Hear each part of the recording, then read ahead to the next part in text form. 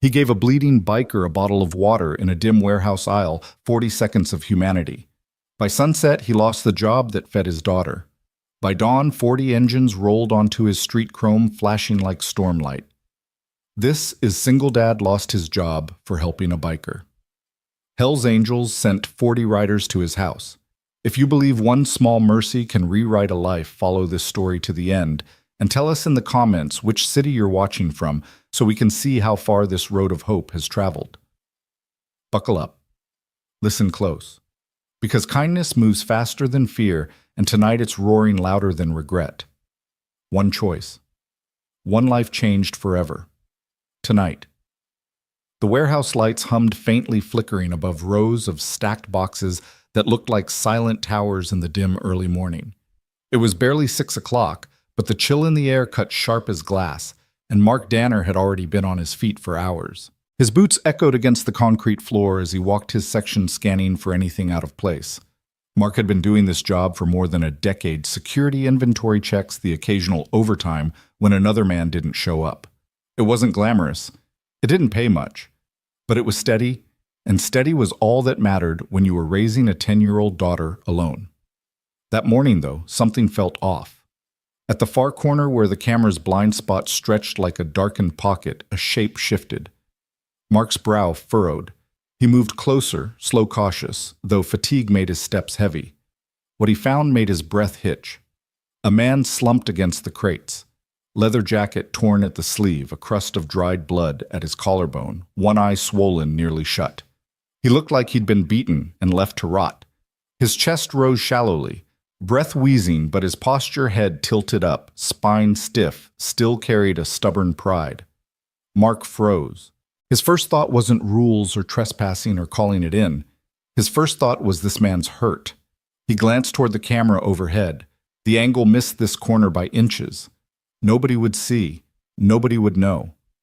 Mark reached into his worn lunch bag and pulled out what little he had: a thermos of coffee half full and a plastic bottle of water. He crouched down, wordless, and held the water out. The man's hand trembled as he took it. He unscrewed the cap, slowly tilted it to his lips, and drank. They didn't speak, but in that silence, something heavier than words passed between them. A kind of recognition. Only 40 seconds. That was all. The biker pushed himself upright, nodded once, then slipped back into the shadows, and was gone. Mark stood, feeling the weight of his choice settle over him, though he didn't regret it. He couldn't just walk away. He didn't know that in a few days this moment would change everything. 2 mornings later, Mark showed up for his shift, like always. Cap pulled low, the one Emma had stitched for him with crooked red thread spelling out "My Hero." He didn't notice the manager waiting near the aisle until it was too late. Todd Coleman stood flanked by 2 security guards, clipboard clutched to his chest like a judge holding a sentence. "Mark," Todd said flatly. "We need to talk." Mark slowed. "What's this about? You were seen on camera aiding an intruder. You didn't report it. That's a violation of protocol." Mark blinked, stunned. "I gave a man water. He was bleeding." Todd didn't flinch. "And you let him walk away. That's negligence. You're terminated effective immediately." The words hit like a hammer. Before Mark could protest, the guards moved in, escorting him toward the exit, as though he were a criminal. No handshake. No thank you. Just silence. Outside, the cold wind sliced through his jacket. Mark sat on the curb, staring at the empty lot. His hands shook, but not from the cold. 10 years of loyalty erased in an instant. His thoughts spiraled. How would he tell Emma? She was only 10, still too young to carry the weight of adult burdens. But life didn't pause just because she was young. Rent would still come due. Bills would still pile. Mark rubbed his face, feeling the sting behind his eyes. He wouldn't let her see him break. He rose, walked home through the drizzle, and forced his steps steady. That evening, Emma was hunched over her coloring book at the small kitchen table. Her dark hair fell in her face as she scribbled bright stars onto a page. Mark leaned against the doorframe, soaked jacket, dripping, trying to shape a smile. "Just wanted to spend the day with you," he said softly. Emma's brow furrowed. "Are you sick?" He shook his head. "Nope." Her voice dropped quieter. "Did someone die?" Mark gave a weak laugh. "No bug." "Nothing like that." She paused, eyes searching his face. Did we get fired? His heart cracked. She always said we never you, because in her mind they were in this together. Mark nodded once. Emma slid off her chair and wrapped her arms around him tight, her voice muffled against his jacket. It's okay. You're still my hero. Mark closed his eyes, clinging to her small frame like an anchor in a storm. Later that night, while Emma slept under her ceiling stars that glowed faint green in the dark, Mark sat at the table staring at unopened envelopes. Bills, notices. He rubbed the bridge of his nose, fighting the pressure building in his chest. He didn't cry, but he came close. Then faint at first he heard it. The low, distant rumble of motorcycles. He stilled. It grew louder like a rolling storm of engines weaving together. The sound built, echoing through the quiet neighborhood. Mark rose, walked to the window, and pulled the curtain aside. Headlights cut through the dark. One by one, motorcycles lined the street outside his small rented home. Not 2. Not 10. More than 40. Chrome glinted beneath the street lamps. Leather jackets bore insignias most neighbors wouldn't recognize, but Mark understood enough these weren't just random riders. Emma stirred in her room, footsteps padding softly. "Daddy," she whispered. Mark turned heart-pounding, shielding her behind him as he stepped into the doorway. Outside engines idled in unison, the sound vibrating through his chest. And then he saw him. The biker from the warehouse, the man he'd given water to. But this time he stood tall, clean-shaven, no bruises, eyes sharp. He nodded once at Mark, then stepped aside. From the line of riders, a figure emerged. Tall, broad, a silver beard flowing over a black leather vest. His patch glinted under the streetlight. "You helped one of ours," the man said, voice gravelly but calm. Mark swallowed. "I just gave him water," the man smiled faintly. "Exactly. And no one does that anymore." He reached into his vest and pulled out a gleaming silver key, holding it out toward Mark. "Come with us. There's more to this story." Emma peeked out from behind her father's leg, eyes wide. "Are you superheroes?" The silver-bearded man chuckled. "No kid. We're just people who don't forget." The engines rumbled steady as a heartbeat waiting. Mark's hands trembled not from fear, but from not knowing what came next. The sound of 40 engines didn't fade. It pressed against the windows, seeped through the walls, rattled in Mark's chest like a second heartbeat. He stood frozen in the doorway of his small rented home. Emma clutched to his side, her tiny fingers digging into his hand. The silver-bearded man held the key out with a calm patience, as though the entire street weren't holding its breath. Curtains twitched from every house, neighbors whispering, cell phone cameras catching shaky footage. Mark swallowed hard. His instinct screamed to shut the door, to lock it, to keep Emma away from men like this. But the biker's eyes were steady, not wild. Honest. "I don't want trouble," Mark managed. His voice cracked from the weight of it all. "You didn't cause trouble," the leader replied evenly. "You eased a man's pain when nobody else would. That kind of man, we ride for him." The biker Mark had helped stepped forward, then the one called Ridge. He extended a hand, scarred knuckles and calloused palm open. "Name's Ridge," he said. "You looked me in the eye when I was invisible." Mark hesitated. Then slowly, cautiously, he reached out and shook Ridge's hand. Still confused, he asked the only question that fit. "Why are you all here?" Ridge's mouth curved into the faintest smile. "Because we don't let men like you fall." The silver-bearded leader pushed the key into Mark's palm. It was heavy cold. "This unlocks something we think you've earned. A second chance." Emma's eyes lit curiosity, glowing brighter than fear. "Daddy?" she whispered, tugging his sleeve. "Let's go." Mark looked down at her. He wanted to say no to keep her safe, but then he looked back up, saw the rows of engines, the faces lined with respect rather than menace. For reasons he couldn't explain, he nodded. The leader gestured toward the back of the line. A black van idled quietly, its engine a steady hum against the thunder of bikes. "Come," he said. Mark took Emma's hand. Together they stepped into the night. The van's door slid open with a soft hiss. Inside sat something Mark hadn't expected, something that stopped him cold. A motorcycle. But not just any. Matte black. Red trim polished to a shine. Lines sleek, clean, powerful. A Harley-Davidson rebuilt with care, gleaming as though it had been reborn from ashes. Mark stared. His jaw worked, but no words came. I don't ride, he stammered. You don't have to, Ridge said gently. But your father did. The words hit Mark like a punch to the ribs. He turned sharply, confusion mixing with disbelief. My father. The silver-bearded leader stepped closer, eyes soft with memory. Rusty Danner. Rode with our chapter back in the 80s. Quiet man, good man, always fixed what others broke. He died before you turned 10, didn't he? Mark's throat tightened. He nodded barely. How do you know that? The leader reached into his vest, pulled out a photo worn at the edges. He held it out. Mark's breath caught. His father, Rusty, smiled in the picture grease on his hand, standing beside a younger version of Ridge. This bike was your dad's, the leader said. We rebuilt it in your honor. In his honor. Mark's hands trembled as he reached out, fingers brushing the handlebars. It felt like touching a memory. Emma's eyes widened. Daddy? Is it ours? Mark couldn't speak. He swallowed hard, blinking back the sting rising in his eyes. The convoy of motorcycles roared to life again. The van pulled into line. Mark sat in the passenger seat, Emma curled beside him, eyes pressed to the glass as the riders flanked them on both sides. Their engines weaved a protective shield around the van's steel and leather, moving as one. The city streets blurred past. Stoplights, storefronts, gas stations, everything seemed smaller with the sound of 40 engines pounding against the night. Emma whispered nose against the glass. They're like knights. Mark glanced at her, then back at Ridge riding point. He didn't say it aloud, but part of him thought the same thing.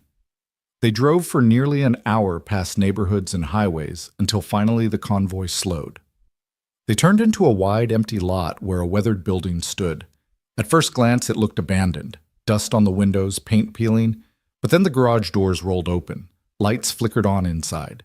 And there it was, a fully equipped motorcycle repair shop. Tools gleamed on walls, fresh paint coated every surface, the smell of oil and sawdust lingered in the air.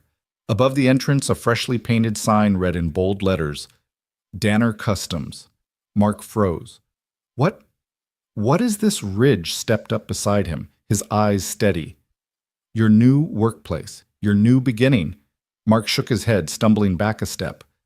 I don't understand. I don't have the money. I don't know how. We'll teach you. We'll help you. Ridge cut in. His tone carried no doubt. Your dad taught half of us. Now it's our turn. Emma grinned wide, clapping her hands. Daddy's shop. Mark felt his knees weaken. His heart pounded as he stared at the sign again, then at the men around him. He wanted to argue, to refuse to say it was impossible. But deep down, a tiny ember he thought long dead sparked to life. They walked inside. Mark's fingers brushed over the smooth countertop. The socket wrenches hung neatly on the pegboard, the scent of fresh lumber. It all felt impossibly familiar, like stepping into a memory he had never lived but always carried. On the far wall hung a single tool belt, dusty but intact initials burned into the leather, R.D. Rusty Danner. Mark's throat closed. His hand shook as he lifted the belt from its hook. It smelled faintly of oil and leather. When he strapped it around his waist, it didn't feel strange. It felt like home. The biker stood back, letting the silence stretch, giving him space to feel the weight of the moment. Emma tiptoed around the shop, inspecting every corner with delight. She plopped onto a stool, pulled a scrap of paper from her bag, and began sketching. Ridge leaned toward Mark. Sometimes silence says everything, he murmured. Mark tightened the belt and exhaled. For the first time in weeks, maybe months, the knot in his chest loosened. Not because life was suddenly fixed, but because he wasn't alone anymore. The next morning, sunlight filtered through the dusty windows of the garage, painting streaks of gold across the floor. The smell of oil and wood still lingered in the air. But for the first time in a long time, Mark woke to something other than dread. Emma was already up, perched on a stool by the front counter, sketching furiously with a box of half-broken crayons. Her tongue stuck out in concentration as she scrawled letters across a scrap of paper.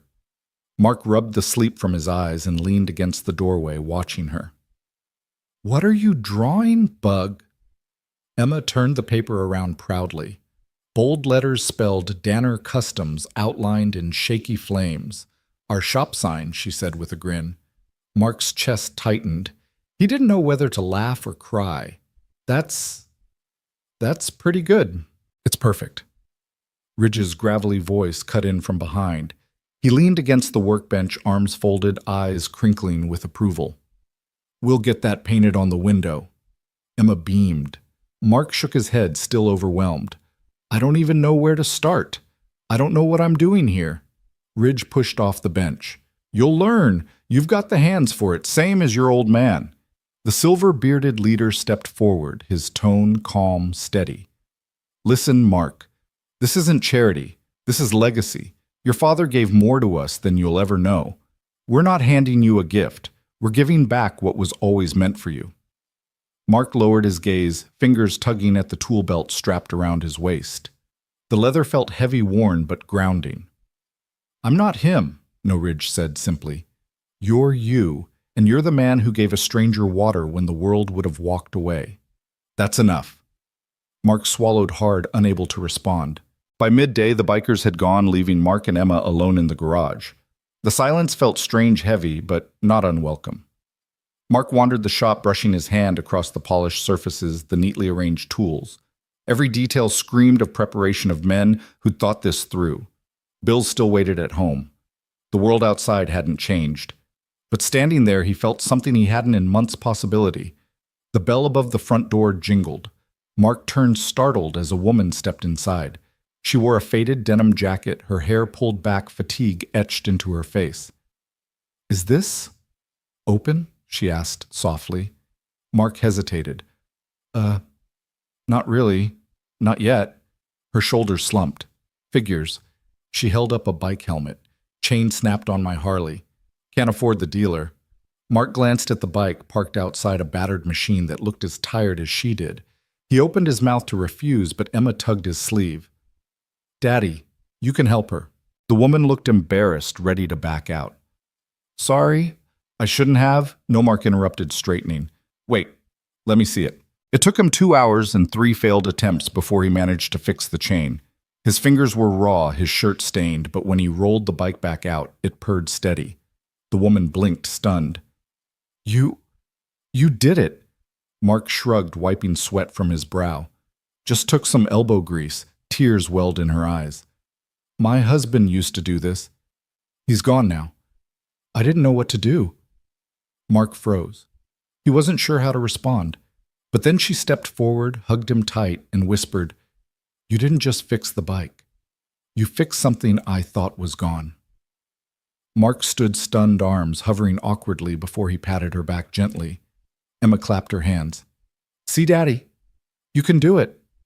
The woman pulled away, wiping her cheeks. I don't have the money right now, but... Don't worry about it, Mark cut in. You'll pay when you can. She nodded, voice thick. Thank you. Then she mounted the bike and rode off steadier than when she arrived. Mark watched her go, chest heavy, heart pounding. Ridge's words echoed in his mind. That's enough. Later that evening, as the garage grew quiet again, Mark sat at the counter, Emma doodling beside him. Her little drawing of flames around Danner Customs sat taped to the window, now crooked but proud. The street outside was quiet. No engines, no applause, just the hum of a single neon light buzzing overhead. Mark leaned back, exhaling. He'd lost his job for giving a stranger a bottle of water, and now strangers had given him back a life. He wasn't sure how long it would last, but for the first time in weeks, maybe years, he didn't feel like he was falling. Emma rested her head on his arm, eyelids drooping. It's our shop, Daddy, she murmured sleepily. Mark looked down at her lips, trembling into the faintest smile. Yeah, Bug. It's ours. And for the first time, he let himself believe it. Morning sunlight spilled across the shop floor, dust motes drifting lazily in its golden beams. Mark stretched his back sore from the day before, still feeling the weight of the tool belt against his hip. The air smelled faintly of oil and sawdust, comforting in its own way, like a promise waiting to be fulfilled. Emma sat at the counter, tapping her crayons against the wood, eyes bright. Daddy, do you think people will come today? She asked, her voice tinged with hope.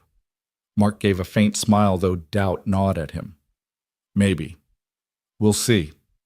She grinned undeterred and turned back to her latest sketch, a version of the shop sign now surrounded by stars and lightning bolts.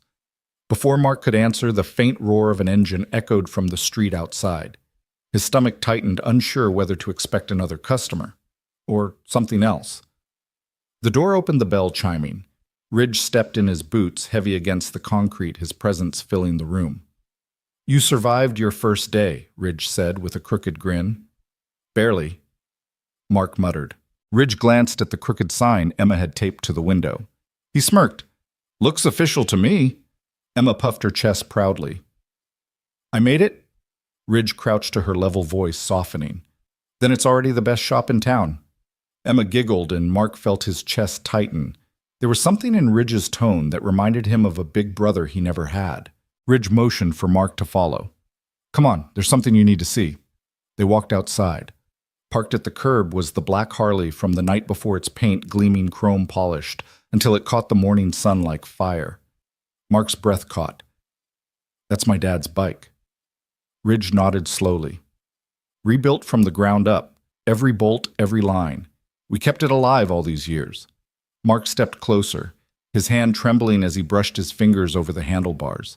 The leather seat was smooth, freshly stitched, but still carried the ghost of wear. Memories he hadn't touched in years flooded back his father's rough hands, the smell of motor oil on his jacket, the rumble of that same Harley when he was small and sat perched on the seat clinging to Rusty Danner's waist. I thought it was gone," Mark whispered. "It was never gone," Ridge said quietly. "Just waiting for you." Mark's throat ached, his vision blurring. Emma tiptoed closer, her eyes wide. "Daddy, can you ride it?" Mark forced a shaky laugh. "Not like your grandpa could." Ridge stepped forward, laying a hand on the seat. "You don't need to ride it yet.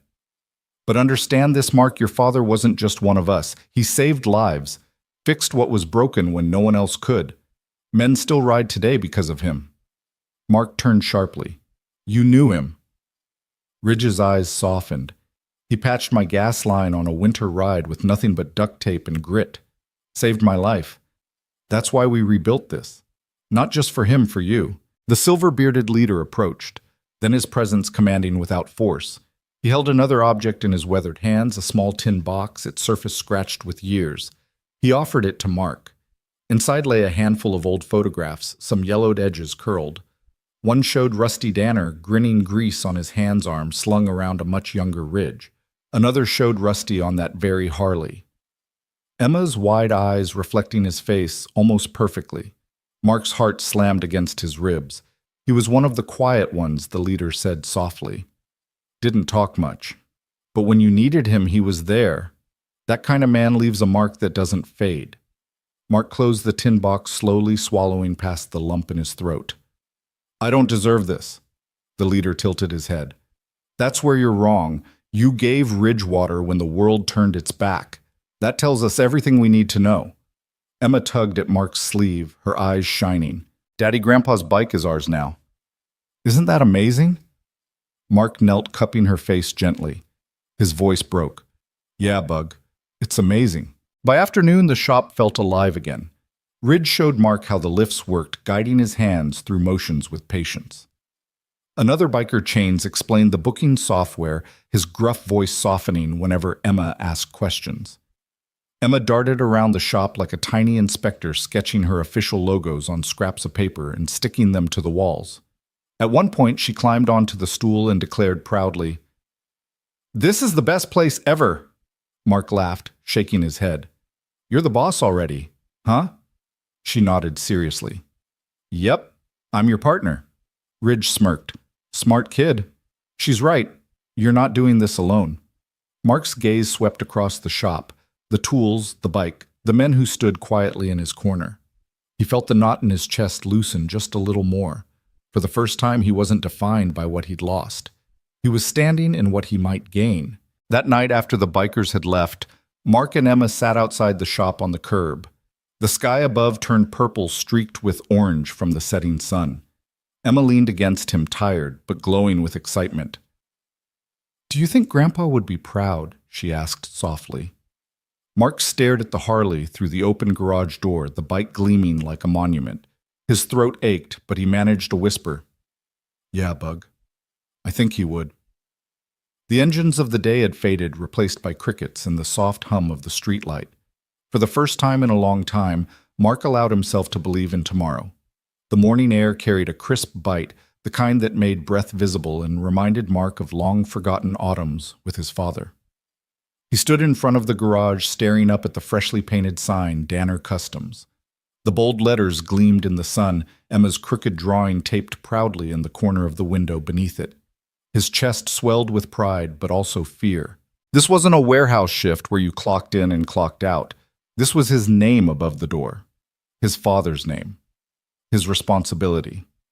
Emma skipped in circles around him, clutching a piece of chalk. She stopped suddenly and began scribbling stars on the concrete in front of the garage. So everyone knows this is a special place, she explained earnestly. Mark chuckled softly.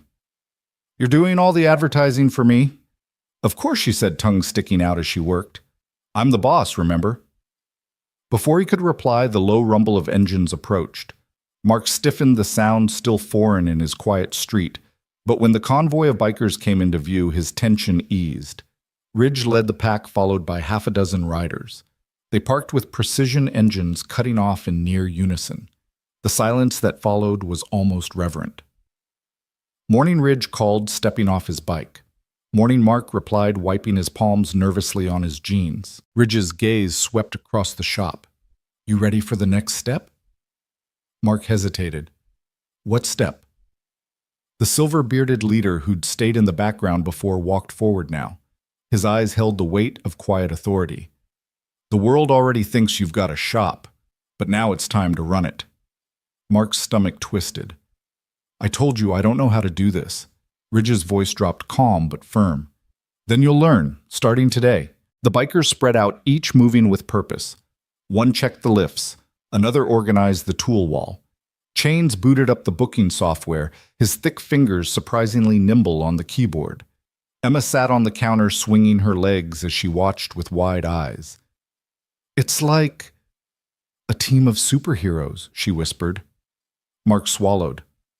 Or troublemakers, he muttered, though he couldn't deny the way the shop seemed to pulse with life under their hands. Ridge walked him through basic repairs, showing him how to strip a chain, how to listen for the subtle whine of an engine about to give. His voice carried the rhythm of a man who'd spent a lifetime with machines. You don't fix bikes with just your hands, Ridge said, tapping Mark's chest. You fix them with this. You listen. Mark tried fumbling at first, but every mistake was met with patience instead of scorn. Ridge guided his grip, adjusted his stance, taught him when to use force and when to ease off. For the first time in years, Mark felt like a student again. Not the kind who failed tests or disappointed teachers, but the kind who was trusted to learn. By midday, sweat dripped down his temples, grease stained his shirt, and his arms ached. But when Ridge stepped back, nodding approval, a flicker of pride surged in Mark's chest. Emma hopped off the counter, running to hug his waist. You did it! Daddy? Mark laughed, wiping oil across his forehead. Barely. You'll get better, Ridge said. Your father was the same way. First time he tried fixing a carburetor, he nearly set it on fire. Mark blinked. You're kidding. Ridge's grin widened. Not one bit. But he learned, and so will you. The silver-bearded leader stepped forward, then his gaze steady. This place is more than tools and steel, Mark. It's a bridge between what your father left behind and what you'll build now. Mark opened his mouth to argue, but Emma spoke first. He can do it. He's my hero. The men chuckled, the sound rough but warm. Mark felt his throat tighten, emotion threatening to spill. That afternoon, as the bikers prepared to leave, Ridge clapped Mark on the shoulder. Be ready tomorrow. You'll have your first customer. Mark blinked. Already Ridge smirked. Word travels fast. When the engines roared back to life and faded into the distance, silence settled again. Mark leaned against the counter, rubbing his temples.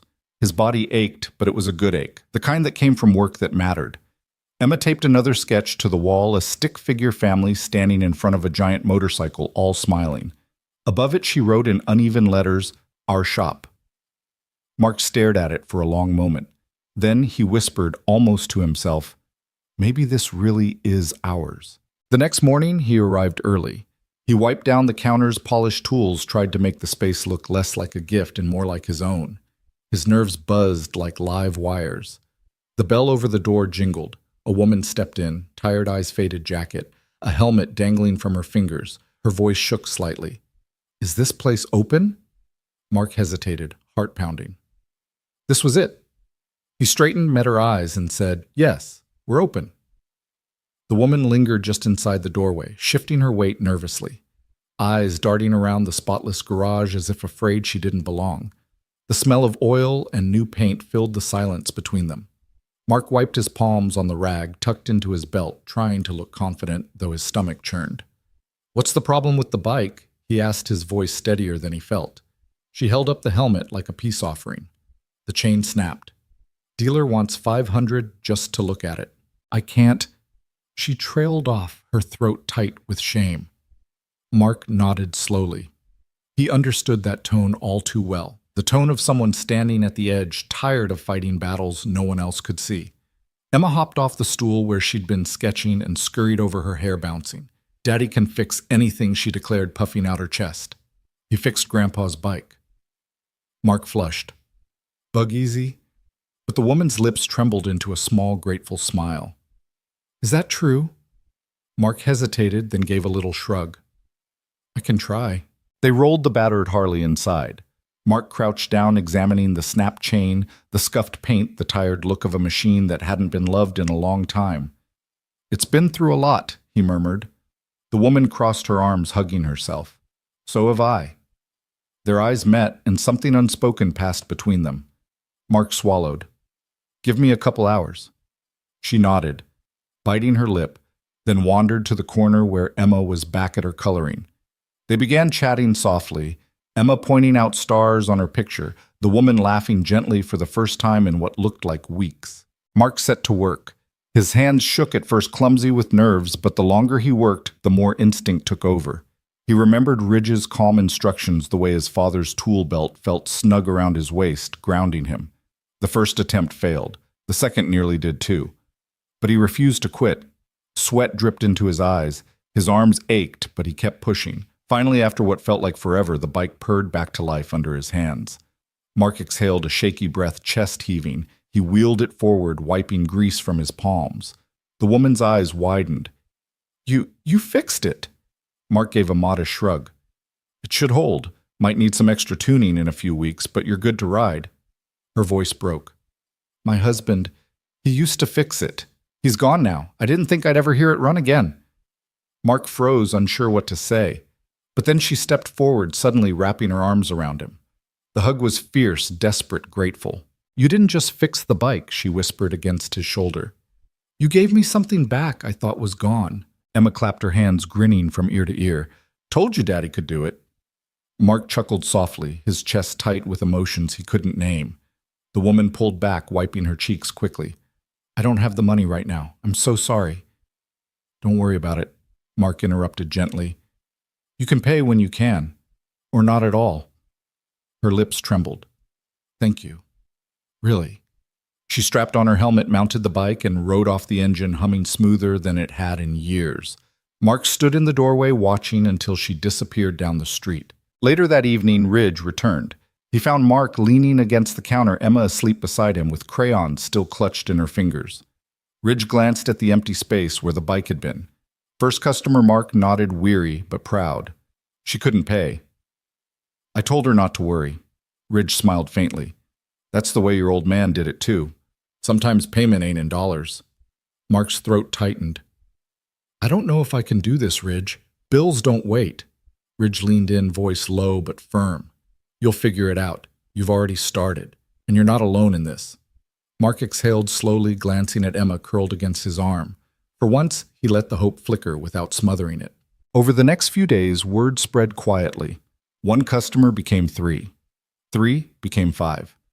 Each story different: a father needing his bike to get to work, a college kid who couldn't afford the dealer, an older vet who just wanted his machine to run one last summer. Mark worked late into the nights, his hands blistered, his body aching. But each time an engine roared back to life, each time a face lit up with relief. Something inside him healed too. Emma decorated the counter with her drawings, each one brighter than the last. "It looks official now," she told him proudly. Mark smiled faintly. "It does." One evening, just as Mark was closing up, the bell jingled again. A boy no older than 17 stood in the doorway pushing a half-broken scooter. His sleeves were rolled up, his eyes darting nervously like a stray dog expecting to be kicked. Mark frowned. "You okay, kid?" The boy hesitated. It won't start. I need to get to work." Mark stepped closer, crouching beside the scooter.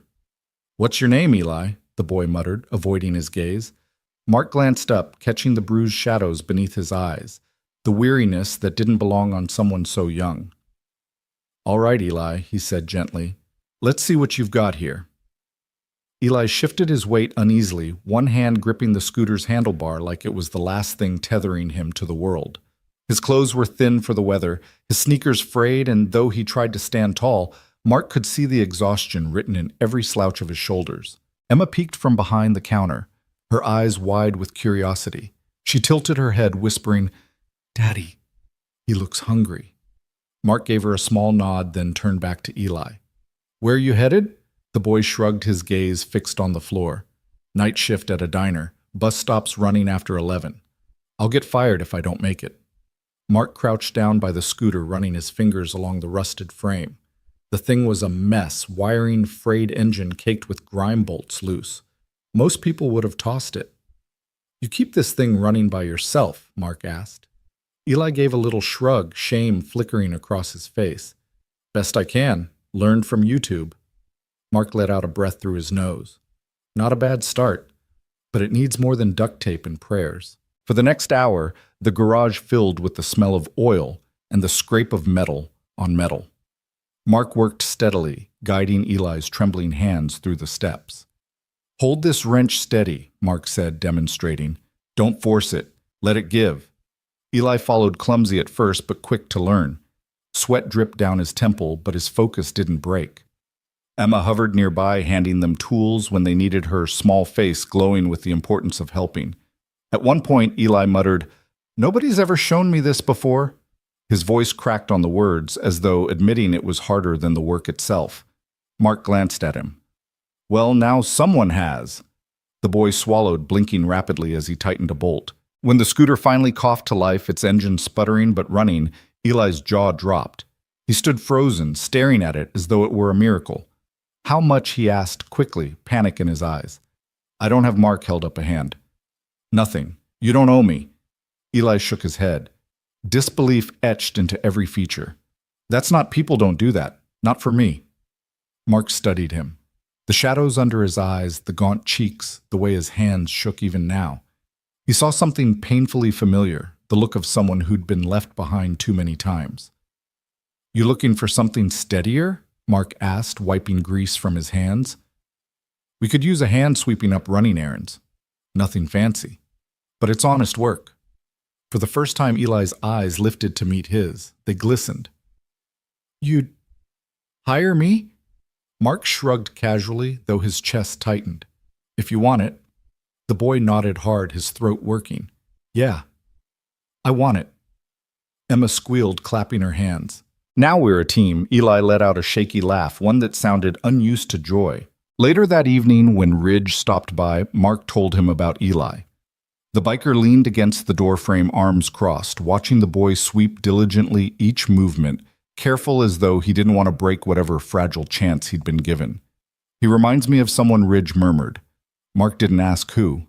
He already knew. Over the next week, life inside Danner Customs began to take on rhythm.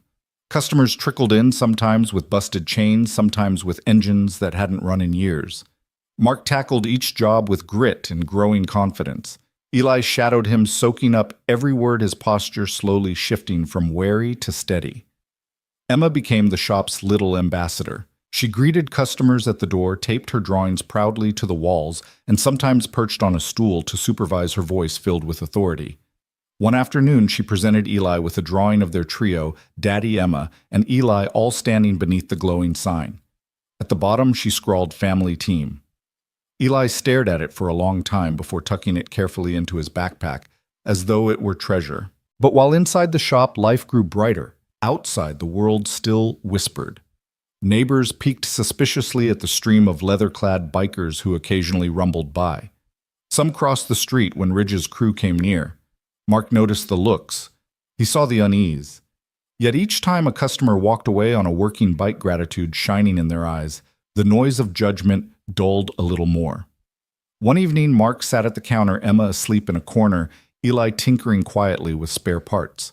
The garage lights buzzed softly overhead. Ridge leaned in the doorway, a smirk tugging his lips. "Word's getting out. People are talking about you." Mark frowned. "What are they saying, that you fix what others give up on?" Ridge replied simply. Mark let the words sink in. They carried weight heavier than the tool belt at his waist. A week later, the truth of Ridge's words hit him full force. It started with a single photograph posted online, a snapshot of Emma's crooked flame-covered logo taped to the shop window. Beneath it, someone had written, "Best mechanic in town with the kindest heart. Helped my brother for free when no one else would." Within days, the image spread. Local biker forums, community groups. Even a news outlet picked it up, dubbing him the man who fixes what others forget. Mark felt the shift. Calls increased. Customers lined up. And with each engine repaired, each life touched, the garage grew less like a miracle and more like home. The bell over the garage door jingled non-stop that following week. It was as if Emma's little drawing on the window had become a beacon pulling people who had all but given up hope on their bikes straight into Danner Customs. Mark barely had a chance to breathe. He spent his days under hoods, bent over chains, his fingers blackened with grease, sweat dripping into his eyes. Yet with each job completed, with each engine sputtering back to life, he felt something stirring inside him, a sense of purpose he hadn't felt in years. Emma, meanwhile, had transformed into his self-appointed secretary. She greeted every customer with a firm, "Welcome to Danner Customs." Her drawings decorated the counter, the walls, even the tool pegboard. When people laughed at her flame-colored letters, she only puffed her chest out and declared, "That's our brand." Eli swept diligently, fetched tools, and slowly began trying his hand at small repairs under Mark's watchful eye. He still flinched whenever someone raised their voice too loud, but the shadows under his eyes had begun to fade.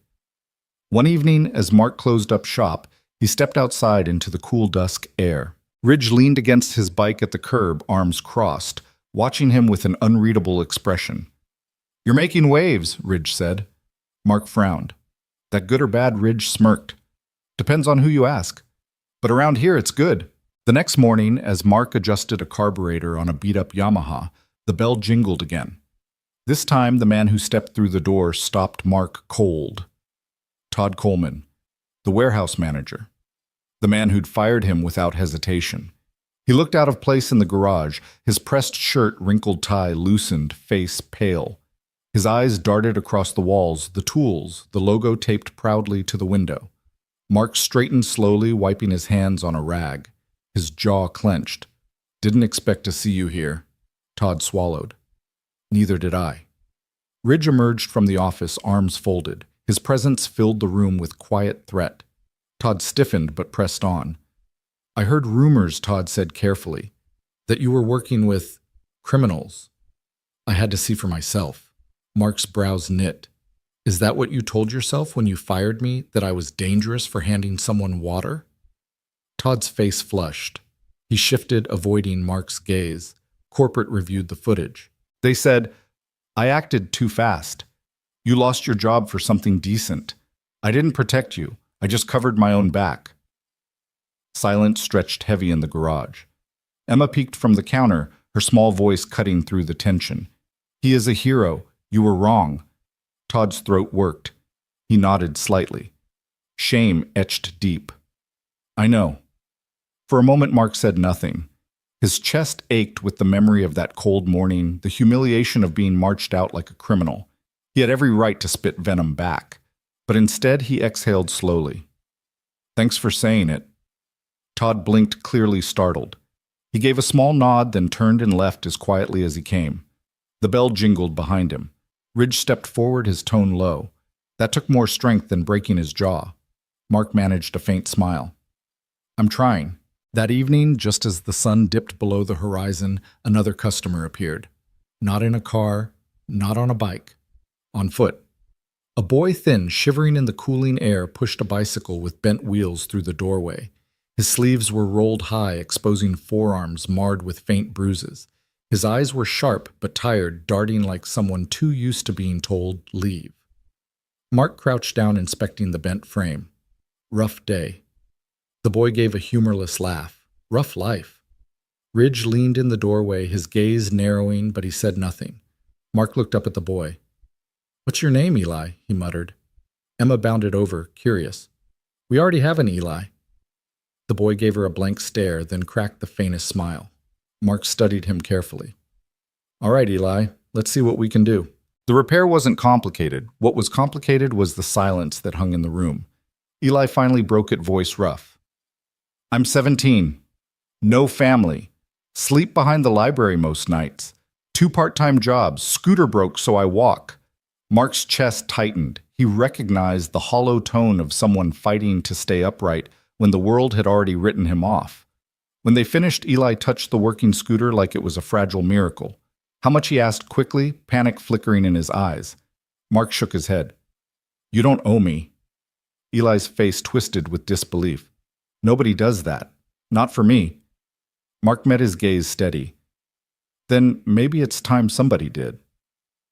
The boy blinked rapidly, his lips parting like he wanted to say more but couldn't. "Look," Mark added, "if you're looking for steadier work, we could use a hand around here. Sweeping the lot, fetching parts. Nothing fancy." For a long moment, Eli said nothing. Then his voice cracked. "You'd give me a chance?" Mark shrugged. "Everyone deserves one." Eli's throat worked as he nodded hard. Then, "I'll take it." Emma cheered, throwing her arms around him in a hug that startled him so much he laughed an awkward, rusty laugh, but laughter nonetheless. That night, when the lights dimmed and the garage finally quieted, Mark sat at the counter, head in his hands. The sound of Ridge's voice cut through the silence. "You've built something here, Mark. Don't doubt it. You've given second chances to more people than you know." Mark lifted his head, exhaustion etched into his features, but in his eyes glowed a spark. He whispered almost to himself, Maybe this is what I was meant to do." The Harley in the corner caught the last glint of the setting sun, shining like a reminder of everything he thought he had lost, and all he was beginning to find. The morning began with a knock at the shop door, long before opening hours. Mark blinked awake from his makeshift cot in the corner office, the faint smell of oil and sawdust still heavy in the air. Emma stirred on the couch, hair sticking up in every direction. Mark dragged himself up, rubbing sleep from his eyes, and pulled the door open. A woman stood there with a cell phone in her hand, grinning. "You're trending?" she announced. Mark frowned, confused. "I'm what?" She flipped the phone around. On the screen was a photo of his shop window, Emma's crooked, flame-drawn logo taped proudly at the glass. Beneath it, bold letters read, "Best mechanic in town with the kindest heart. Helped my brother for free when no one else would." Mark blinked. His stomach tightened. "Who posted this?" "Doesn't matter," she said with a smile. "It's everywhere now. Facebook groups, biker forums, even the local paper shared it." Before Mark could respond, the faint rumble of engines drew closer. A pair of bikes pulled into the lot, followed by a battered pickup. Strangers climbed out, tools in hand, smiles wide. Emma rushed out barefoot, her pajama shirt hanging loose. "Daddy, we're famous!" Mark stared at the vehicles lining up, heart pounding. This wasn't just word of mouth anymore. The story was spreading. By noon, the garage buzzed like a hive. Customers came in one after another, some for repairs, some just to see the man from the story. A mother with 2 kids thanked Mark for fixing her brother's scooter for free. A veteran shook his hand silently, his eyes glassy with gratitude. Emma played hostess, passing out juice boxes she'd smuggled from their fridge at home. Eli worked harder than ever, his hands blackened with grease, his pride unmistakable each time a customer nodded at him. Mark tried to keep up, but part of him felt unmoored. How had this happened so fast? The bell jingled again, and this time Mark froze. Standing in the doorway was Todd Coleman. Todd looked smaller, somehow, stripped of the authority he once wielded. He glanced around the packed garage, the bustling energy, the customers smiling at Emma's drawings on the wall. His jaw clenched, shame written deep across his face. Mark crossed his arms, grease-stained rag clenched tight. "What are you doing here?" Todd shifted uncomfortably. I came to see it for myself. Didn't think it was real." Ridge stepped out from the back office, his presence filling the room with quiet steel. He didn't say a word, just stood there, arms folded, making Todd squirm harder. Todd swallowed. "Mark, I need to apologize. Corporate reviewed the footage from the warehouse. They said I acted too fast. Said, I cost you your job for no good reason. You were just helping someone, and I didn't protect you. I was scared for my own neck." The garage fell silent. Even Emma stopped mid-doodle to stare. Mark's chest tightened. Images flashed through his mind, being marched out by guards, the humiliation of standing in the cold lot. Emma's little voice whispering, "It's okay. You're still my hero." He had every reason to lash out, to throw Todd's words back in his face. Instead, he let out a slow breath. "Thanks for saying it." Todd's eyes flickered with surprise. For a moment it looked like he wanted to say more, but he didn't. He just gave a stiff nod and slipped out the door, leaving the bell to jingle softly behind him. Ridge smirked faintly. "Redemption doesn't always roar, huh?" Mark wiped his hands on his rag. "Sometimes it whispers." The rest of the day blurred with repairs laughter and the low thrum of engines pulling in and out. By closing time, the garage was quieter, but Mark's head still spun from everything that had happened. Emma yawned, curling up on the office couch, with her markers scattered around her. She'd drawn another picture, this one of Ridge and the silver-bearded leader standing guard outside the shop, their bikes like shining steeds. Mark smiled faintly, brushing her hair back. He turned to Eli, who was tidying tools with a focus that seemed almost desperate. "Hey," Mark said gently. "You did good today." Eli glanced up, startled. Then a slow smile spread across his face, small but real. "Thanks." Ridge leaned against the counter, his eyes watching both of them. "This place, it's turning into more than a garage." Mark raised an eyebrow. "What do you mean?" Ridge's voice dropped low. "It's turning into family." Mark swallowed hard, his throat tight. For the first time since losing his warehouse job, since his life had collapsed, he let himself believe it. The cold bite of late autumn drifted in through the half-open bay door, turning the shop's breath into steam. Mark flipped the lights one by one until Danner Customs woke in a slow glow workbench. Lift's socket tree, the Harley in the corner catching a thin ribbon of sunlight like a blade. He warmed his hands on a chipped mug coffee, dark and bitter. Outside, the street still slept. Inside, the air smelled of oil and cut wood, and something else he'd come to recognize possibility. Emma padded out from the office in mismatched socks, hair a beautiful disaster. She climbed onto the stool behind the counter, hugged her sketchbook, and yawned so wide her eyes watered. "Morning," she murmured. "Morning, boss," he said. She giggled, then turned serious. "We need more stars in the window. People like stars." "Then stars we'll have." He tipped an imaginary cap. The side door clicked. Eli slipped in, early shoulders tight against the chill hands, already black with the memory of grease. "Trash is out. I'll sweep the lot," he said, not waiting for permission, not wanting to be a problem. "Eat first," Mark said, sliding a brown paper bag across the counter. "The diner sent these." Eli peered in. "Egg sandwiches, still warm." He blinked hard. "They didn't charge." "They said you cover a lot of nasty shifts, said it was our turn to cover you." Eli's throat worked. He nodded, swallowing gratitude that still felt new in his mouth. Engines stirred outside. Not 40, not thunder, just a few soft as a heartbeat. The bell over the door gave its bright chime, and the day began. The first through the door was an older man with winter in his beard and grief in his eyes. He pushed a dusty Triumph like a wounded animal. "Name's Harlan," he said, voice rough. "This bike hasn't run since, well," he cleared his throat, "since my wife passed. I promised her one more ride to the lake before the frost." Mark felt something catch behind his ribs. He rolled the Triumph onto the lift hands, steady voice low. "We'll make good on that promise." For an hour, the world shrank to bolts and breath. Eli hovered, learning by watching handing tools without being asked. Harlan stood back, hands in pockets, staring at the floor as if memories were scattered there like screws. "Try it," Mark said at last. Harlan climbed on. The engine coughed, stalled, coughed again. Mark adjusted a line, nudged the throttle, listened the way Ridge had taught him. Ears, not just for sound, but for stories machines tell when they're almost ready to forgive you. Now. The Triumph caught, held. A low, living rumble rolled down its spine. Harlan's mouth trembled. He shut his eyes, jaw working, then nodded once, small, fierce like a soldier saluting a ghost. He didn't hug Mark. Didn't need to. He set a folded photograph on the counter instead, a younger Harlan, a laughing woman on the pillion seat, lake light in their hair. "Thank you," he said. "You fix more than a bike." After he left, Emma slid the photo into a little gold frame she'd scavenged from a thrift box and set it on the shelf marked Stories. "That's what we keep," she announced. "Not the money. The stories." Mark looked at Eli. Eli looked back. Both men nodded.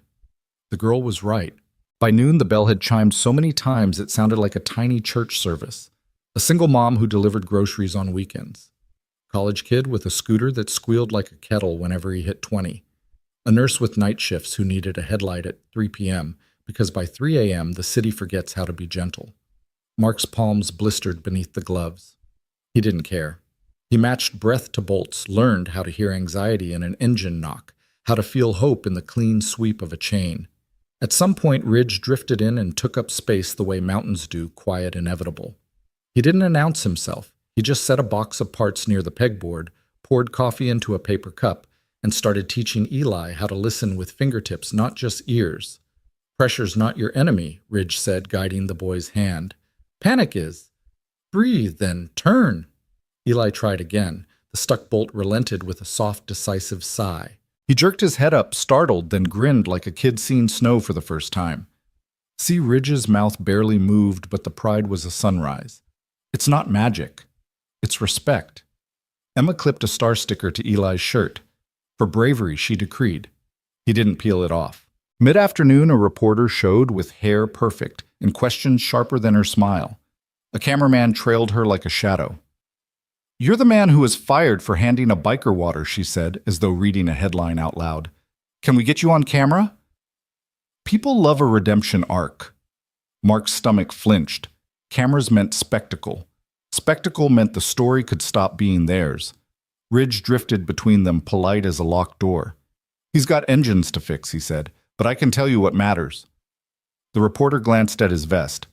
Thought better of arguing. The camera rolled. Ridge kept it simple. "I've ridden with saints and sinners," he said. "That man helped a stranger when no one was watching. That's rarer than winning on TV." It made the 6 o'clock news anyway. The clip ran without Mark's face, just his hand steady on a wrench, and Emma's flames flickering in the window behind him. People stopped by with pies and parts and prayers in that order. Mark kept his head down and kept working. At closing, a single white envelope waited on the counter. No return address. Inside, 2 months' rent, crisp and clean, and a note for the shop that fixes more than machines. Mark sat down hard. He didn't know which hurt more, needing help or getting it. He stared at the number until tears blurred it, then breathed out and whispered, "Thank you" to whoever had chosen to remain unseen. Eli hovered like a shy planet. "You gonna take it?" "Yeah," Mark said. Honesty tasted strange. "I am." He tucked the envelope into the bills folder with hands that shook and steadied. Taking help, he realized, is its own kind of courage. The silver-bearded leader came just after dark, a coat of November, riding his shoulders. He stood in the doorway, letting the streetlight turn his beard into wire. Emma waved like he was a visiting king. "You never told me your name," Mark said. The man smiled like a secret. "Cole." They shook hands again as if agreeing on more than names. Cole's gaze moved to the Harley Rusty's machine, waiting in the corner moonlight, finding the red trim as though it remembered the way home.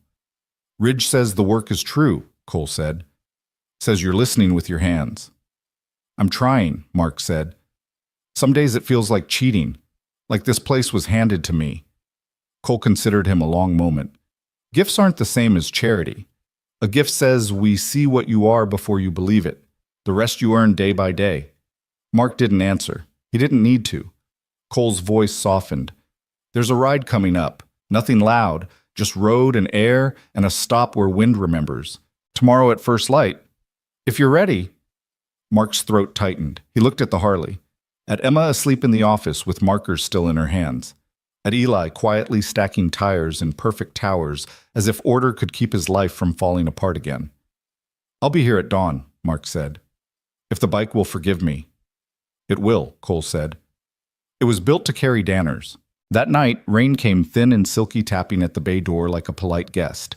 Mark rolled the Harley closer, set a tarp just so, and stood staring at the initials burned into the old tool belt on the hook RD. He touched the leather. It was warm from the day's work. He whispered what he hadn't been able to say as a boy at a graveside he barely understood. I'm trying, Dad. The rain answered in soft applause. By the time he turned off the lights, the shop felt like a chest closing around a heartbeat.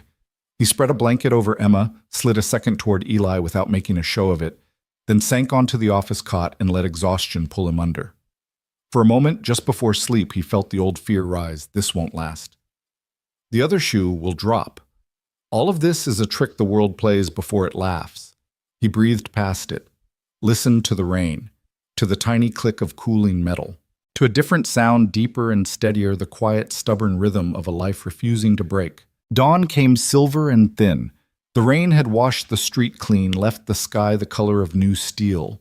Mark stood at the bay door with a helmet in his hand that used to be his father's, and a knot in his stomach that had always been his own. Ridge rolled up first visor, up, grin, crooked. He tossed Mark a pair of gloves already warmed in his pockets. Road's calling, he said. Cole arrived next, engine low presence immense. He didn't speak, didn't need to. Mark swung a leg over the Harley. The seat took him in like a memory. He found the clutch, the throttle, the breath he'd been holding for 10 years. Easy, Ridge said. Let her come to you. Mark thumbed the starter.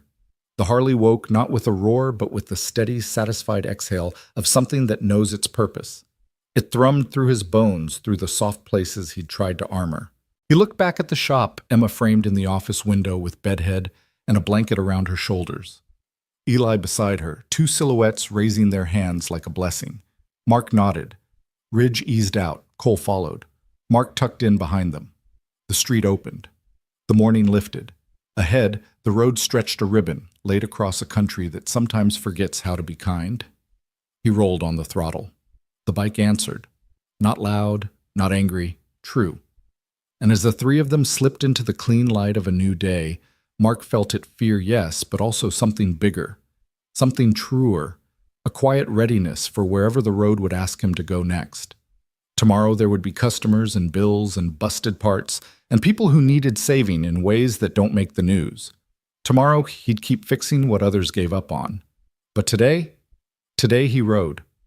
The road stretched out like a ribbon of steel under the pale dawn, the Harley humming steady beneath Mark. Wind whipped against his jacket, crisp with the last bite of autumn. And for the first time in years, he wasn't just moving forward, he was riding with purpose. Ridge kept pace on his left, Cole on his right, the three of them a triangle cut against the horizon. Mark's knuckles tightened on the grips, every vibration running through his bones. Fear prickled under his ribs. He hadn't ridden since he was a boy clinging to his father's waist. But the bike seemed to know him, seemed to remember. Each gear shift settled more naturally, each mile his chest eased. Behind them the town shrank.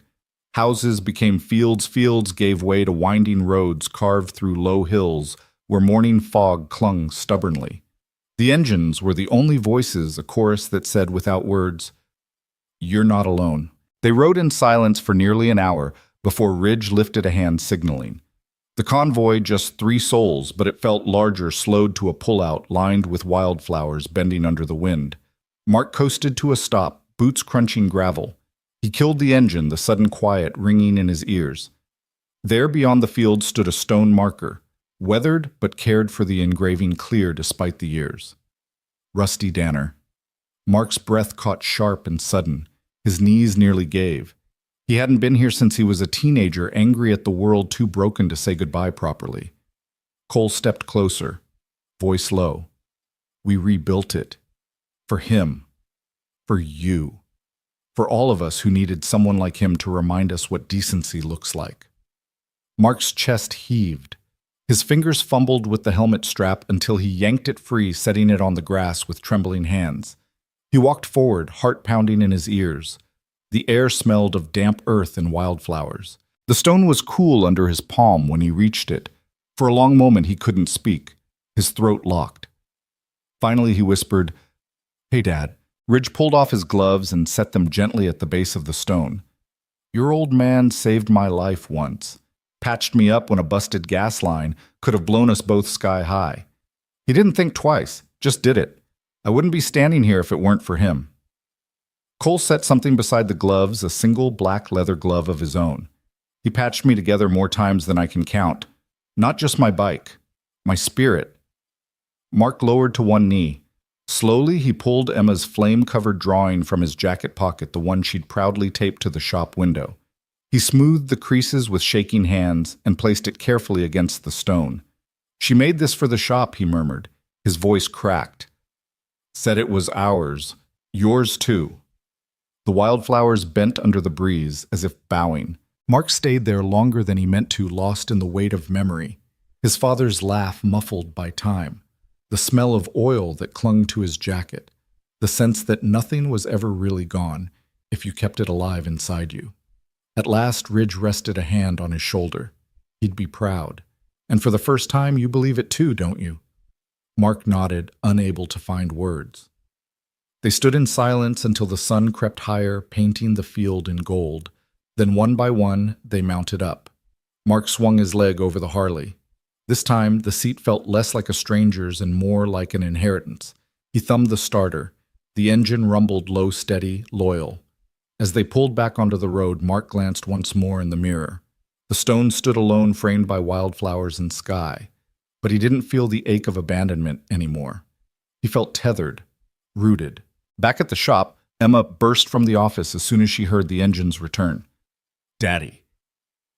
"You did it!" she squealed, running into his arms. Her small hands smelled faintly of crayons and juice boxes, a reminder of the world he'd promised to protect. Eli hung back, eyes darting from the bikes to Mark's face. "How was it?" he asked carefully. Mark smiled, though his voice shook. "Like coming home." Cole's deep voice rumbled from behind. "Your father rode with honor. Now his son does too." Emma looked up, brow furrowed. "Does that mean Daddy's a superhero?" Ridge chuckled. "Not a superhero kid, just a man who remembers what matters." Emma leaned her head against Mark's chest. "That's even better." That night after the shop closed and the bikers drifted away, Mark stood in the garage alone. The Harley rested in the corner, its shadow long under the dim light. He brushed a hand along the seat, whispering, "Thank you." Not just to the bike, to his father, to Ridge and Cole, to the world maybe for once choosing not to crush him. For the first time in years, when he looked ahead, the road didn't scare him. It called to him. The week after the ride to his father's memorial, the shop hummed with a rhythm Mark had never known before. The bell over the door chimed steadily from morning until dusk. Tools clinked. Engines sputtered, then roared back to life. The air carried a constant perfume of oil, leather, and sawdust. Mark worked with his sleeves rolled, his arms streaked with grease, his heart beating in sync with the machines he coaxed back to life. Each job was more than metal. It was a story. A father fixing his son's dirt bike. A college student desperate to keep her scooter running for class.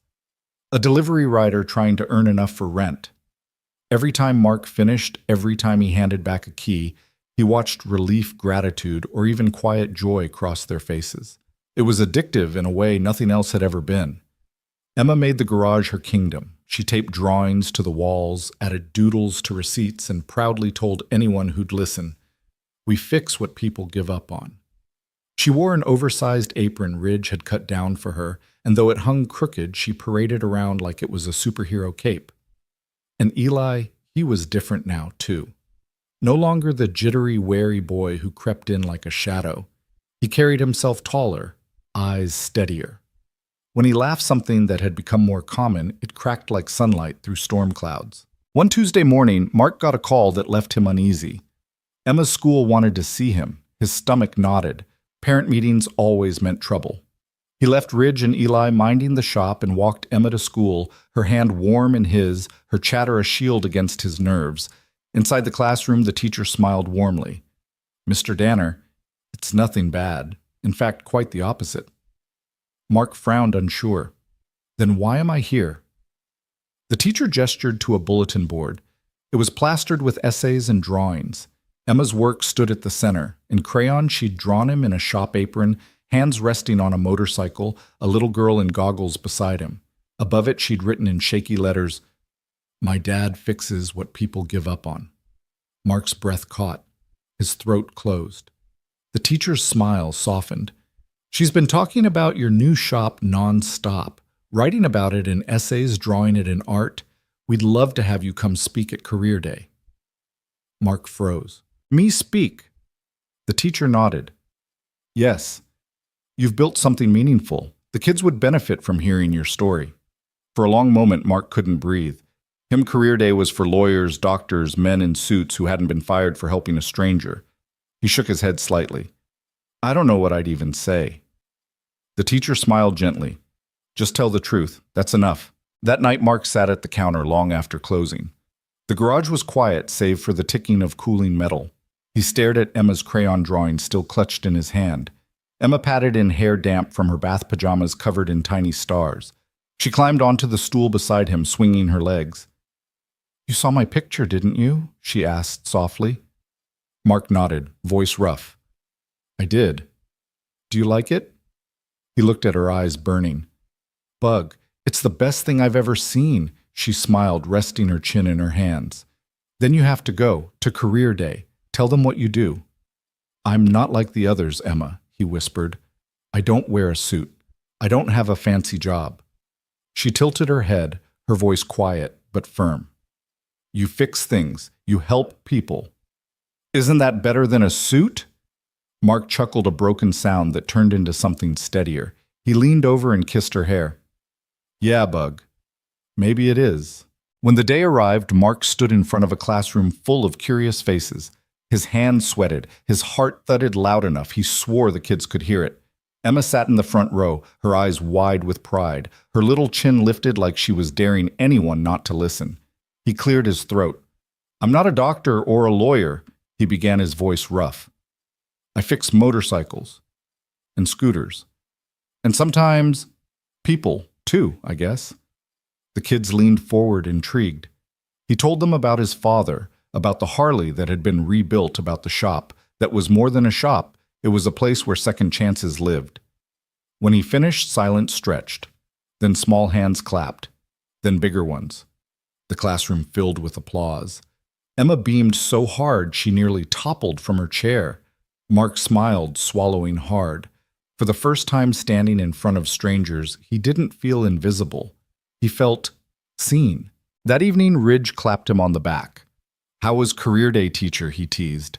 Mark rolled his eyes, but the smile tugging his lips wouldn't leave. "Let's just say, Emma made me look good," Ridge chuckled. "She's been doing that since the start." Mark's gaze drifted to the Harley gleaming in the corner, to the framed photograph of his father, to Emma doodling stars on Eli's work boots.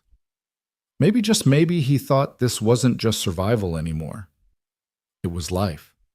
Snow flurries tapped against the garage windows, the sign over the bay door, Danner Customs, haloed in frost.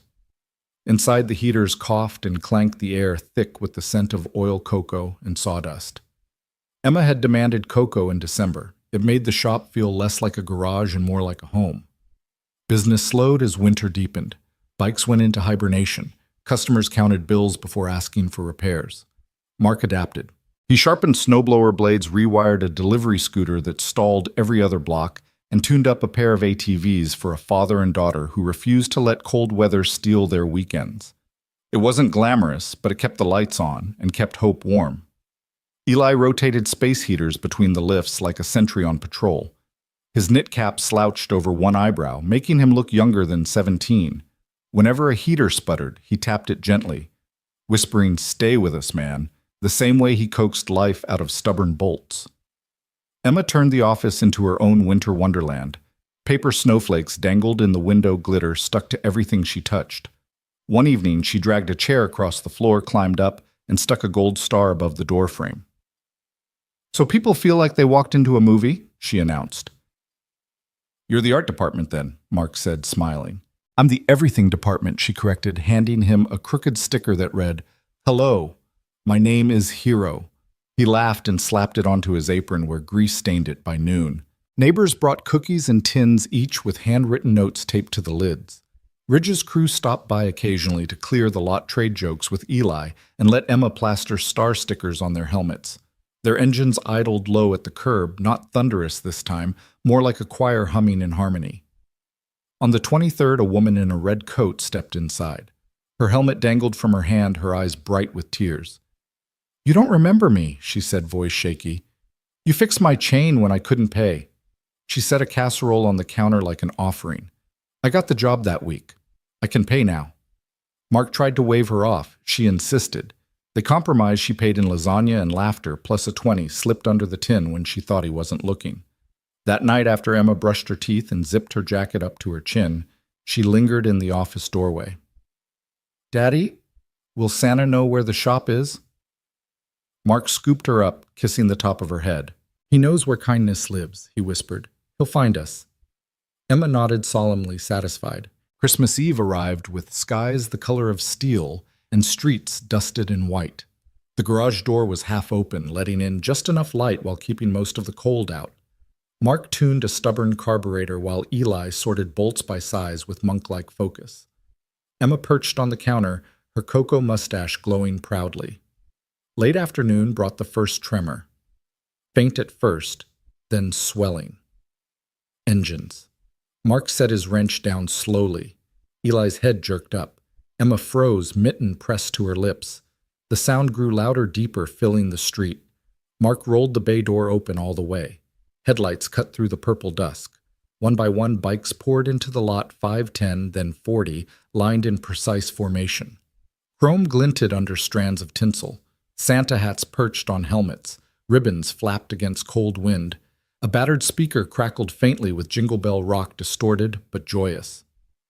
Ridge parked first, front and center. Cole rolled in beside him, his silver beard glittering with snow. The rest of the riders fanned out a wreath of steel and leather around the open garage. Neighbors peeked from curtains, phones recorded, but no one looked afraid. The sight so often associated with fear shimmered instead with holiday warmth. Emma gasped. Her mitten slipped from her hand. Ridge dismounted and lifted a large box from his saddlebag, setting it on the counter like treasure. Cole placed a second beside it. "For the boss," Ridge said with a grin. "From the family." Emma blinked. "From us?" "From your riders," Ridge corrected gently. Emma glanced at Mark, seeking permission. He nodded, throat too tight for words. She tore into the first box. Inside lay a leather jacket, soft pink and stitched with care. Flames traced the sleeves, tiny and perfect. Across the back in gold lettering, "Little Rivers." Over the heart, her name, Emma. Her mouth opened, but no words came. Mark opened the second box. A child-sized helmet gleamed inside, black with a crown of painted stars, a miniature patch across the back that read simply AFA. Emma reached out, fingertips trembling. "Is this for me?" "For our road captain of tomorrow," Cole said solemnly. "For the one who drew the fire we all followed." Emma squealed, bouncing in place. "Daddy, can I wear it now?" Mark's vision blurred. He nodded. She slipped her arms into the jacket. Ridge crouched to help with the zipper, his massive hands uncharacteristically gentle. Mark set the helmet lightly on her head, fastening the strap beneath her chin. "Too heavy?" he asked. She shook her head fiercely. "I'm strong." Cole knelt so his eyes met hers. A jacket means family, Little Rivers. But it means rules too. No rides without your dad. No rides without helmets. You hear engines, you listen. You hear your heart, you listen harder. Deal. She nodded solemnly. Deal. The bikers parted to form a lane. Engines idled low. Emma walked between them, boots crunching snow jacket glowing against the twilight. The circle of riders cheered not wild, but warm like applause at a graduation. Neighbors spilled onto porches, some humming carols. Someone started Silent Night off key, but sincere. Engines softened their growl, falling into rhythm like a bass line beneath the song. Emma pressed Ridge's horn. It squeaked politely. Laughter erupted, breaking the cold wide open. Mark wiped at his eyes, failing to hide it. He hadn't cried when he was fired. He hadn't cried when the shop opened. But watching Emma stand proudly in that jacket, surrounded by men who treated her like royalty, he nearly broke. Cole's voice rumbled low beside him. "This isn't charity. It's belonging. She wears what you built." Mark nodded, unable to speak. After cocoa hugs and promises, the riders peeled away in twos and threes. Ribbons snapped in the wind, Santa hats flapping. The last to leave were Ridge and Cole. Ridge tipped his hat at Emma. Cole clasped Mark's shoulder and set a small envelope on the counter without a word. When the lot finally emptied, silence rushed back in. Emma stood trembling in her jacket, eyes glowing. "Daddy," she whispered, "they said I'm family." Mark crouched, unfastened her helmet, and kissed her forehead. "You are Bug. You always were. Now the world knows." Emma fell asleep that night, still wearing the jacket, her fist clenched in the hem, as if to keep it forever. Eli dozed in a chair nearby, knit cap low over his eyes. Mark sat at the desk, Cole's envelope in his hand. Inside was a heavy fuel card and a folded note for rides that teach, for miles that heal, keep leading from behind sun. Mark set the note in the frame on the shelf marked stories. He turned off the lights. The garage sank into darkness, but it didn't feel empty. It felt like a promise. Winter loosened its grip, slowly reluctant to let go. Snowmelt trickled along the curbs, leaving behind grit and salt, while the shop's bay doors creaked open wider each day to invite in the thin warmth of early spring. The smell of damp asphalt mixed with oil and fresh paint. Business picked up again as bikes emerged from storage, their owners eager to hear engines roar after months of silence. Mark worked long hours, sleeves rolled, face streaked with grease and exhaustion. But the ache in his muscles was good. It was purpose, not punishment. Emma turned the office into her own design studio. She taped up drawings of new logos, stars, and flames dancing across the walls. She even started sketching custom paint jobs for customers, her crayons leaving bold streaks of red and gold. "We should offer design services," she declared one morning, her voice serious. "I'm the creative director." Mark laughed, ruffling her hair. "Guess I'm just the mechanic then." Eli chuckled from the workbench, tightening a bolt. "She's not wrong. Boss lady's running the place." Emma grinned. "Exactly." One bright morning, a sleek black sedan rolled into the lot, polished so clean it reflected the shop's sign. The driver stepped out, a man in a tailored suit looking wildly out of place among grease and wrenches. His shoes alone probably cost more than half the bikes Mark had worked on that month. Mark wiped his hands on a rag, wary. "Can I help you?" The man adjusted his tie. "You don't remember me, but my sister does." Mark frowned. "Your sister?" The man nodded. Her chain snapped. "You fixed her bike. Didn't charge her." Recognition hit. The widow in the denim jacket, eyes wet as she hugged him tight. Mark's chest tightened at the memory. "She got the job she was rushing to that day." The man continued. "Changed her life. She's thriving now. She told me about you. I wanted to see if the stories were true." Mark shifted uneasily. "I just fixed a bike." The man smiled faintly, almost sadly. "That's what you think. But sometimes the smallest act resets the course of an entire life." He reached into his coat and pulled out an envelope. "This is from me, and from her. A thank you." Mark hesitated. "I don't—" The man pressed it into his hand. "It's not a handout. It's gratitude. Take it." With that, he slid back into his sedan, the engine purring smooth as it disappeared down the street. Mark stared at the envelope, heart thudding. He opened it slowly. Inside lay a check, enough to cover the shop's rent for an entire year. His knees nearly buckled. He sat heavily on the stool, the paper trembling in his hands. Emma peeked over his shoulder. "Daddy, is that money?" Mark swallowed hard. "Yeah, Bug. More than I've ever seen in one place." Her eyes widened. Does this mean we can buy extra crayons? Mark laughed, a rough, broken sound that spilled into something real. Yeah, Bug. We can buy all the crayons. Eli leaned against the counter, grinning. Guess the shop's safe for a while. Mark nodded slowly, emotion choking him. Safe. Yeah. He tucked the check into the storage shelf beside Harlan's photograph and Cole's note. Not as cash, not as numbers, as proof. Proof that kindness had a way of circling back, sometimes louder than thunder. That night, after Emma drifted to sleep with her pink jacket folded beside her pillow, Mark sat alone at the counter. The Harley gleamed in the corner, a silent guardian. He traced the edge of the envelope with his fingers, thinking of his father. Rusty had built his reputation on second chances, on fixing what others threw away. And now somehow his son was carrying that torch. Mark whispered to the dark, I hope I'm making you proud. The silence didn't answer, but in his chest something eased. The next morning the shop brimmed with laughter. Emma taped another drawing to the wall, this one of the three of them all holding wrenches surrounded by stars. Across the top in bold crayon letters she wrote, Family Team. Ridge stopped by to drop off parts. He glanced at the drawing, then at Mark. His smirk softened into something warmer. Looks about right. Mark exhaled, nodding. For the first time he believed it.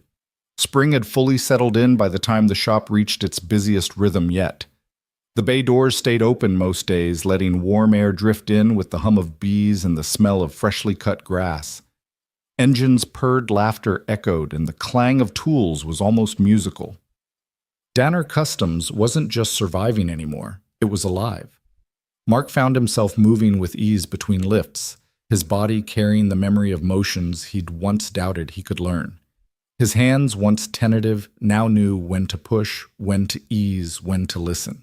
Grease stained his forearms, sweat streaked his face, but his spirit carried something new, confidence. Eli had transformed too. The skittish boy who once muttered apologies for existing now stood straighter, his motions sure as he adjusted valves or tested wiring. Mark had begun teaching him step by step, watching with quiet pride as he absorbed each lesson.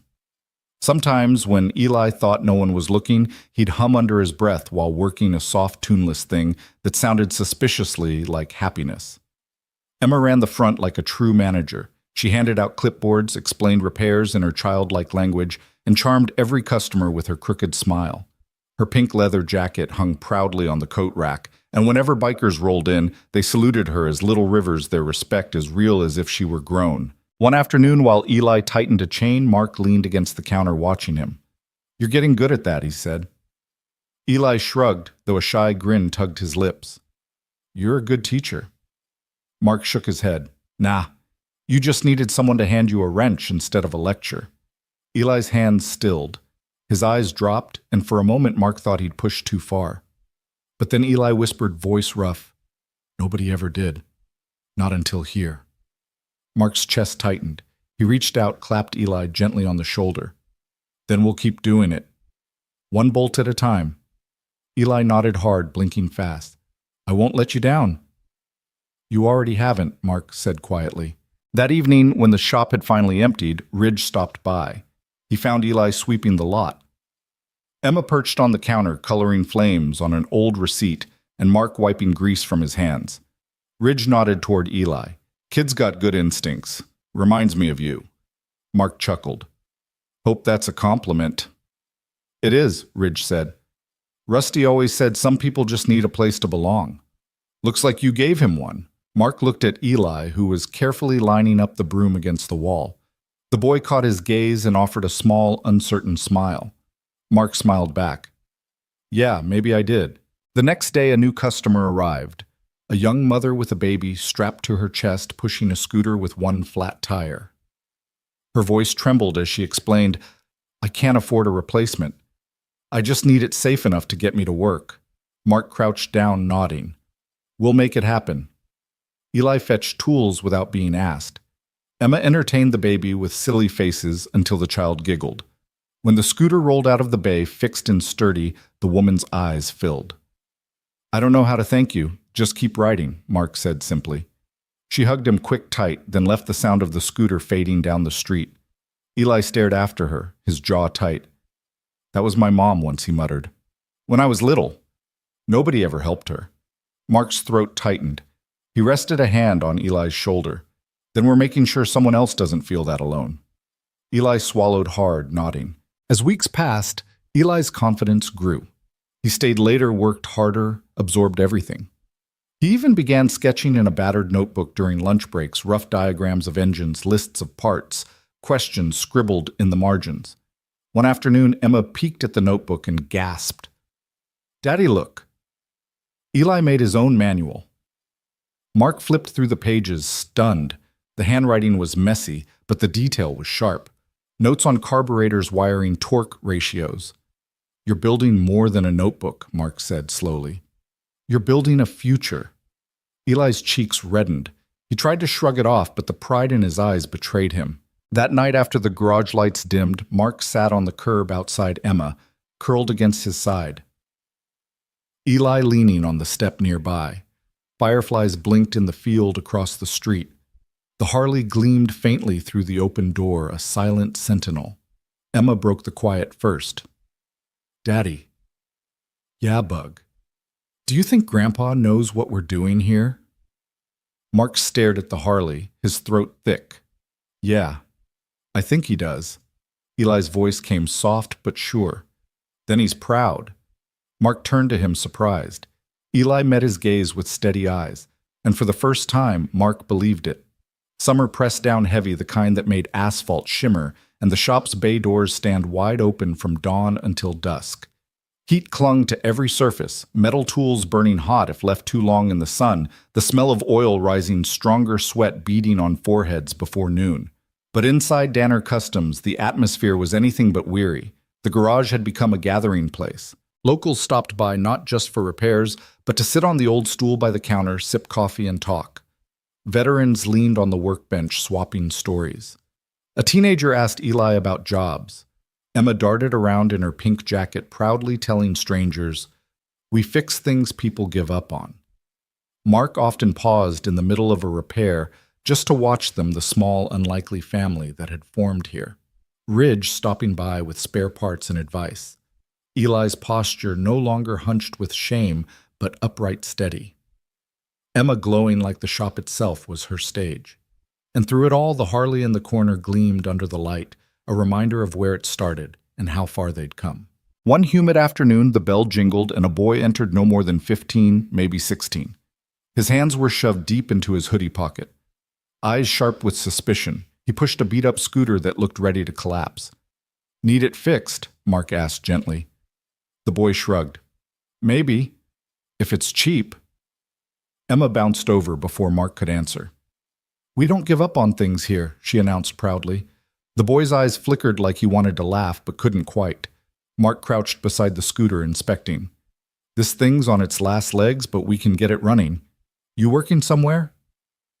The boy hesitated. Fast food joint across town. He didn't add more, but his hunched shoulders told the rest of the story. Mark nodded slowly. "All right, leave it here for a couple hours." When the boy looked nervous, Eli stepped forward. "We'll take care of it. Promise." His voice carried weight because he knew. The boy's eyes narrowed, but then he nodded and slipped outside. They worked hard in the heat, Eli's shirt sticking to his back as he crawled under the scooter. Mark guided him, but let him lead, watching his student work with steady, determined hands.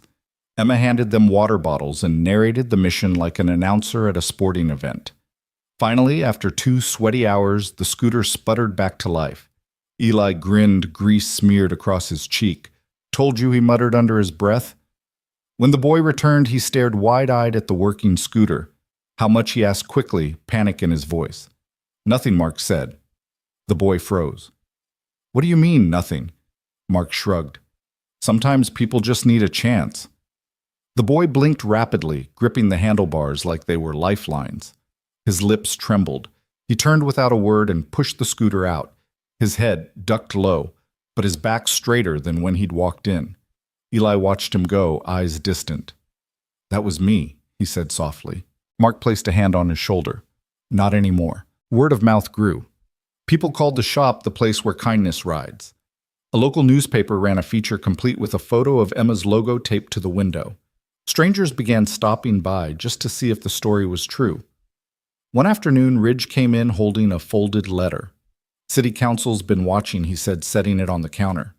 They want to honor you. Mark blinked, stunned. Honor me? For what? Ridge smirked.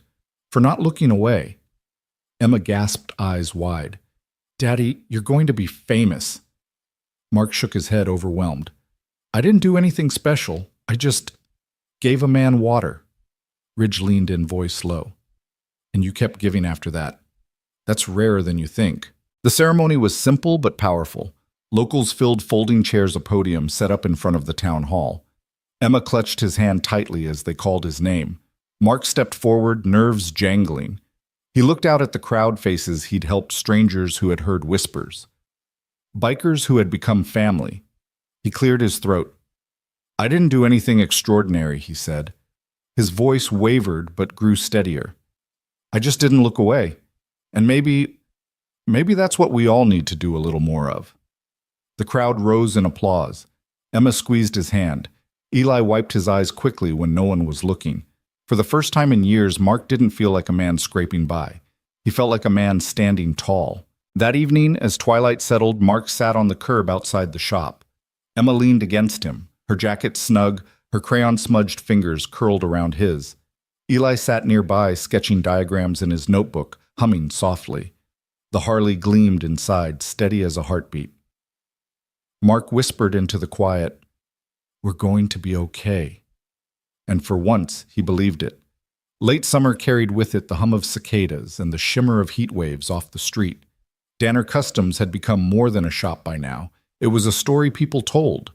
Strangers arrived not just with broken bikes, but with bruised hopes carrying rumors of a man who fixed both. Mark felt it every time the bell chimed, every time Ridge's crew rumbled by to lean against the bay door, their laughter mixing with the clang of wrenches. What had started with a bottle of water had grown into something bigger than he could have dreamed. Emma ruled her Counter Kingdom pink jacket draped on her chair, crayons scattered like confetti. She had begun to sign her drawings now, Little Rivers. Customers smiled when they saw the name. Some even asked if she could sketch flames or stars for their tanks. Eli had become his shadow in the bay. His hands, once timid, now moved with confidence, guiding chains into place, listening to the subtle whine of an engine with a mechanic's intuition. The haunted look in his eyes had faded, replaced by the quiet determination of someone who finally believed he belonged. One blistering afternoon, as Mark finished tuning a carburetor, the bell over the door jingled. A group stepped in, 3 teenagers, loud with bravado, pushing a sputtering dirt bike. Their laughter carried a sharpness that made Eli stiffen. "You old man," one of them sneered, "fix this up cheap." "Yeah. We don't got time for paperwork." Mark straightened slowly, wiping his hands on a rag. He saw the swagger, the posturing, but behind it he caught something else, fear. Hunger. The kind of look he'd once seen in the mirror. He spoke evenly. "We do things right here. You want it running, you leave it, and you treat my shop with respect." The teens exchanged glances, muttering. One cursed under his breath. Eli's fist clenched, his body taut like a coiled spring. Mark put a hand on his shoulder, steadying him. "Easy," he murmured. Finally, one of the teens scoffed. "Whatever, man. Just don't mess it up." They left the bike and slouched out, muttering threats they didn't mean. When the door closed, silence lingered. Eli's jaw tightened. "Why'd you help them? They don't deserve it." Mark looked at him carefully. "Because once someone could have said the same about me. Or about you. But someone gave us a chance anyway." Eli blinked, his anger softening into thought. It took hours, sweat dripping into their eyes, tools slipping from tired hands. But by nightfall, the dirt bike coughed to life. When the teens returned, their surprise was genuine. They tried to mask it with smirks, but gratitude slipped through in their eyes. One muttered, "Thanks, almost too low to hear." After they left, Eli shook his head. "Think they'll change?" Mark exhaled, wiping his brow. "Maybe not today, but they'll remember this. Sometimes that's enough." Eli nodded slowly. Weeks later, word of the shop reached beyond town lines. A regional biker magazine ran a feature calling Mark the man who fixes what the world forgets. Reporters arrived again, snapping photos of the pink jacket, on the coat rack the Harley in the corner, the flame-smeared logo in the window. Mark declined interviews, but Ridge stepped in with words rough and true. I've ridden with men who had nothing but noise. This man had nothing, and he gave silence to someone who needed it. That's louder than any roar. The story spread again. More bikes rolled in. More lives touched the counters of Danner Customs. One evening, as the shop closed, Cole himself arrived. His silver beard gleamed in the setting sun.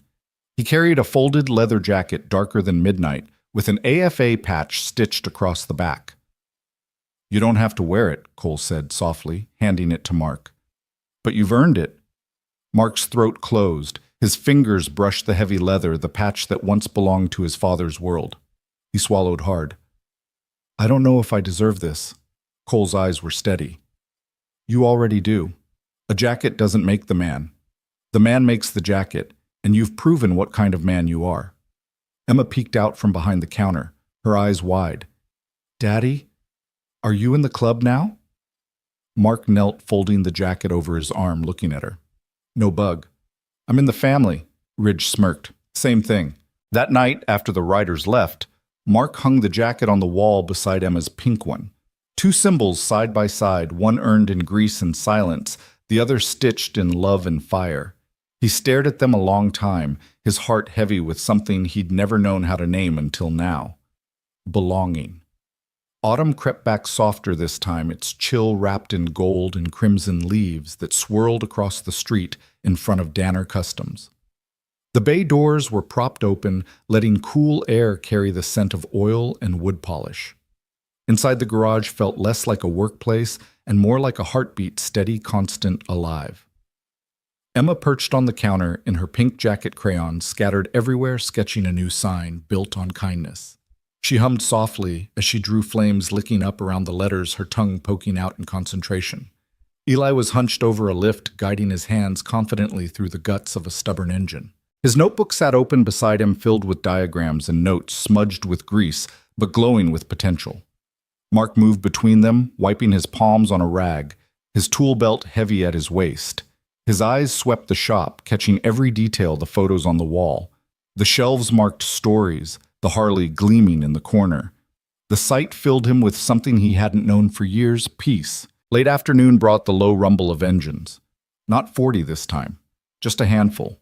Ridge led the way, Cole beside him, the rest of the riders fanning out until they formed a familiar wall of steel outside the shop. Emma squealed, dashing to the bay door.